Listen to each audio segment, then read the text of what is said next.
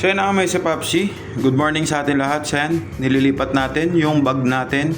Tinatanggal natin yung bag natin sa click para ipunta dito sa Aerox. Kasi sa ganyan, summer ngayon at ngayon lang ulit tayo makapag-video, makapag-vlog-vlog. So tignan na lang muna natin kung ano na yung nangyari sa Grab natin. So ito yung Grab natin, gold tayo ngayon. May si Popsi, no? So namiss ko talaga mag-vlog. At sabayan nyo ako ngayon, tatignan natin kung ano mangyayari. Let's go! So yan, pinalitan natin yung motor natin may si Popsi kasi gawa nga ng overheat yung click natin. Hindi ko alam. Basta lumalabas yung overheat indicator. May coolant naman yung reserve niya may si Popsi kaso parang hindi pumupunta dun sa radiator mismo yung coolant. Napag-decide ko na ilipat na lang muna yung bag para yung Aerox na lang muna yung gamitin. Hindi kasi tayo po pwede mag-absent ngayon kay Grab may si Popsi kasi may nahabol tayo which is yung tire natin. Matagal-tagal na hindi din tayo nag-video. Tayo lang ulit nakabalik. Tapos mga this past month, busy-busy din tayo kasi pumunta tayo dun sa Cagayan at marami pa tayong pinagkabisihan at saka mga pinag-iipunan lang may si Popsi. Binoise over ko na lang muna tong vlog natin na to may si Popsi. May audio naman siya kaso hindi mo masyado maririnig kasi gawa nga ng pinagpalit natin yung helmet natin na ginagamit natin noon. Yung mic hindi pala nakasaksak dun sa adapter mismo nung camera natin. So binoise over ko na lang muna para sa ganyan mas malinaw at marinig nyo na maayos. Stay hydrated lang may si Popsi kasi yung motor natin na isa nagsede na. Baka yung tao na mag-overheat sa susunod. Yan ang sinasabi ko dyan sa video na yan may si Popsi. Isa akit lang tayo konti sa BGC. Pero pagdating natin dun sa gasolinahan, magpapagas sana tayo. Wala, madaming tao. So nakapag-decide tayo na kunin na lang yung booking kasi may pumasok naman. Pipila sana ako dyan kahit ba mahaba yan. Kaso iniisip ko, sandal lang igagas natin ang malang gasolina ngayon. Kaya wag na lang, mamaya na. Titingin na lang tayo ng gasolinahan dyan mamaya. 2 kilometers pala yung layo dun sa pickup. Grab Express yung pinasok sa atin. Dito lang sa May Acacia State. Puntahan na lang muna natin. May si Popsi. May si Popsi, pagpasok natin yung subdivision na to dito sa loob ng Acacia State. Nandito na si ma'am nakabang na. Documents yung ipapadala. Papunta to ng Pasay MOA. Tagig to Pasay MOA. Ang fare pala nito is 201 plus 2 plus 8 gems. Grab Express may si Popsi. Nakabukas pala yung type of service natin. Hindi lang yung pabili. Lahat, the rest, nakabukas Grab Food, Grab Mart, Grab Express, Food Corporate may si Popsi. So titignan natin kung ano yung mga iba to. Yun na yun. 14.2 may si Popsi yung layo para dito sa fare na to. Hindi ko nasasabayan ng ibang apps yan may si Popsi. Kung ano na yun na yun. Basta yan na yun. Okay naman na yun si Grab sa akin. May si Popsi. Sa 30 minutes na biyahe natin, may si Popsi. Nandito na tayo sa may drop off. Pinihintay na lang natin si ma'am. Si ma'am na pala yung naghintay sa atin. Hindi na tayo. Baliktad na. Aray ko. Pasensya naman. Napaaga ko yung sabi ko. Nandito na ako kahit wala pa. Pinicture ko na nga si ma'am para sa proof of delivery lang natin. May si Popsi. Yun. Okay na. Nung atras na sana tayo, may si Popsi. Atras natin yung motor kung may nangyari pa dito sa likod natin. Security guard tsaka isang magsusundo. Ang naobserbahan ko dito na pinag-uusapan nilang itong dalawang to may si Popsi is yung guard. Siyempre sa mga delivery rider lang yung parking na yan. Dapat walang iba. Kahit ba pinakitaan siya ng ID na nagtatrabaho siya dyan, hindi siya allowed. Dapat iabante niya konti para sa ganyan is yung mga Grab na delivery rider, kahit anong delivery food rider yan is maganda yung parking nila para hindi kami nakakaabala. Gusto nung guard, iabante na lang muna yung sasakyan para all goods na all good. Tama nga naman si guard, iabante niya. Kung talagang pang delivery rider lang, dun lang. Kung magsusundo ka gamit ng kotse o kaya magdadrop ka, abante ka daw konti. Pinasukan ulit tayo ng booking, may si Popsi dito lang din sa may MOA, which is Grab Mart. Supermarket to, may si Popsi. Ang mga delivery riders sa may Ocean Drive View, allowed na parkingan lang ng mga delivery riders. Pero pag yung Grab Mart ka, may si Popsi, may mas madali. Dito ka lang sa may Sunset Drive, may si Popsi. Kasi dito, konti na lang yung lalakarin mo. At saka allowed naman yung mga motor dito. Pwede naman mag-park dito kahit saglit lang para pick upin lang yung Grab Mart. O kaya yung grocery. So nandito tayo, may si Popsi sa may Sunset Drive. Tapat ng supermarket, naghahanap lang tayo ng parking na maayos-ayos para dito natin iwan. Diyan may nakita natin, may mga Grab tayong kasama dyan. Pwede dito, park na lang natin na maayos. Nakapila. Pinursure na agad nila ma'am. So malamig naman dito, all goods lang. So pagkatapos natin pumirma, tapos pinakita natin yung ID natin, may si Popsi yan. Binigyan na natin yung item, which is itong Grab Mart. Pagkabigatin, may si Popsi kasi may drinks, pero banat-banat na to. Bahala na si Batman. Pagdating natin dun sa motor, binaba na lang muna natin yung mga items, may si Popsi para sa isa natin ipasok kasi may pagkabigat din talaga siya. Pasay lang to, may si Popsi sa may Malibay lang. 3.6 kilometers para dito. Ang fare pala nito, may si Popsi 72 plus 2 plus 10 gems, may si Popsi. Eto ma'am, dami-daming grocery ito ma'am. Sa aso. Oh, yeah. Ito may pagkabigat to ma'am. Oo, okay. 1.5. Oops. Thank you ma'am. Sa pagka-drop natin, may si Popsi, lumabas lang tayo konti sa Malibay tapos may pinasukan tayo dito sa bandang Makati, Magallanes, may si Popsi. So ang fare nitong dalawa na to is 162 plus 2 plus 16 gems. Puntahan na natin agad-agad may si Popsi para sa ganyan ma-pick up na natin tapos madap natin agad-agad. So nandito na tayo sa unang pick up natin which is double booking to. Ito yung first pick up dito sa pick up coffee. Alam mo itong pick up coffee na to napakaganda mag-pick up dito kasi simula na pick up tayo dito wala pang naitatapon na kape na kahit isa man lang kasi maganda yung pagkakasil nila ng kape nila via deliver. So yan, isang drinks lang may si Popsi ng pick up coffee na pinick up natin. Napakaganda yung pagkakasil talaga. So balikan na natin yung motor kasi yung isang pick up natin dito lang din naman sa kabila lang ng Magallanes din. Yan, pumasok na tayo dito sa may parking. May si Popsi, wave mo lang para lumabas yung parking card. Tapos libre naman to sa mga delivery rider pagpasok mo ng mga ganito. Sabihin mo lang kung saan ka nag-pick up, all good sa'yo, may si Popsi. Pagka-parking ko dito sa harapan ng Starbucks, may si Popsi, bawal mag-park dito pero sasaglitin ko lang kaya tinakbo ko na lang para sa ganyan. Hindi na tayo iikot kasi may nakabara doon sa sasakyan kanina. So sinabi na natin yung order number, yung code.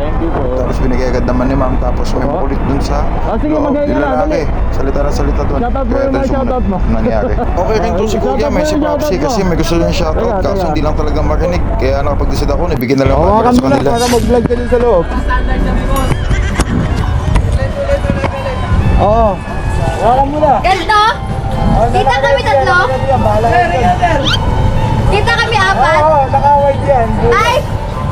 Shout out! Jamba Jus Magallanes!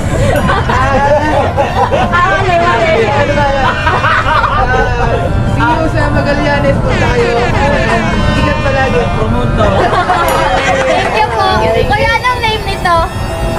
Hindi ko na nasabi yung page natin, may si Popsi kasi nag-chat na yung drop natin. Pasensya na po ate. Basta ito, Ludobe Motovlog.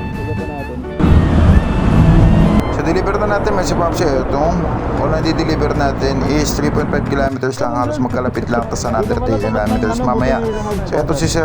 Sa kabila niya kasi napin, may si Popsi. So naghahanap kami, nandito na pala siya.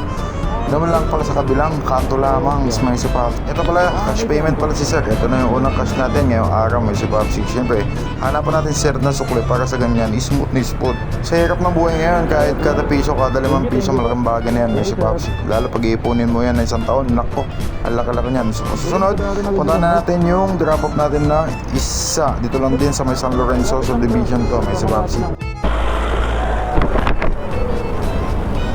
Eto man. Ano na lang ma'am? Napunit kasi sa taas po. Ayun pa natin, may si Popsi. So, dito tayo sa loob pa ng subdivision.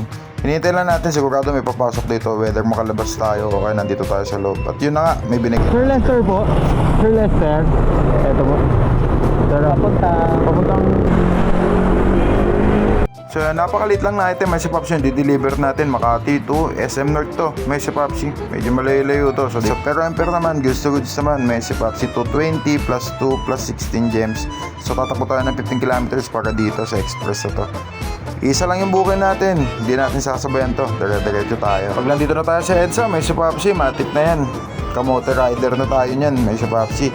Simula nang bumababa yung gasolina natin, naging traffic na naman dito sa Manila. Pero okay lang naman at isang kakabiyahe na yung iba.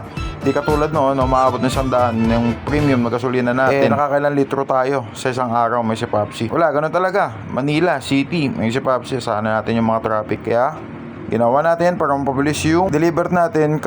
Kamote movers na naman tayo dito, along EDSA. So, tignan natin paano tayo mga mote dito.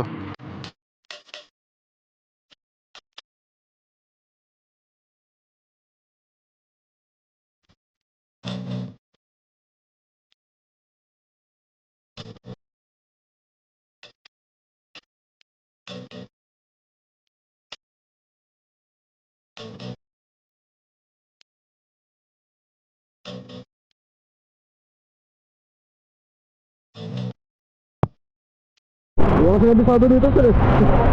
Okay. Naibigyan na natin sa tamang customer yung item, may si Popsi. So, ang dami palang mag-graduate ngayon, may si Popsi. So, lalabas na lang muna tayo dito sa may SM North. Kasi di natin kabisado, i-off na lang muna natin yung grab food natin dito. Ang bubuksan ko na lang muna dito is Express. Siyempre, congrats sa mga nakagraduate. Sobrang init talaga, may si Popsi. So, pag-decide tayo na uminom na lang muna at magpahinga lang saglit habang wala pa yung booking. Para sure hit. So, huwag lang masyado malamig para hindi ka problema, mas lalo. So pag-uubos natin yung tubig natin, may si Popsi, may dumating naman agad na booking which 350 meters lang yung layo. May si Popsi. Naka-smile nga dyan si ma'am kasi naglokohan kami kasi may trauma daw siya dun sa ibang apps kasi 2 oras daw bago dumating.